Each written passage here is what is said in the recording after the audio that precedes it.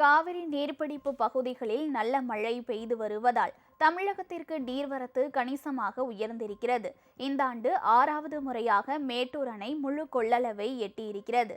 தமிழக எல்லையான பிலிகுண்டுலுவில் நேற்று 32,000 கன அடி இருந்த நீர்வரத்து படிப்படியாக உயர்ந்து இன்று காலை நீர்வரத்து 43,000 கன அடியாக அதிகரித்துள்ளது. இதன் காரணமாக ஒகேனக்கல் அருவிகளில் வெள்ளப்பெருக்கு ஏற்பட்டுள்ளது.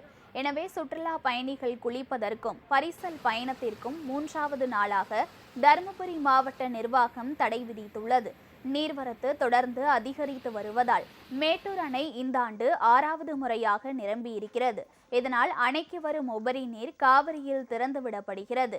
16 கண்மதகு வழியாக தண்ணீர் வெளியேற்றப்பட்டுள்ளதால் கரையோர மக்களுக்கு வெள்ள அபாய எச்சரிக்கை விடுக்கப்பட்டுள்ளது. பொதுமக்கள் ஆற்றில் இறங்கி குளிக்கவோ துணி துவைக்கவோ வேண்டாம் என்று அறிவுறுத்தப்பட்டுள்ளனர்.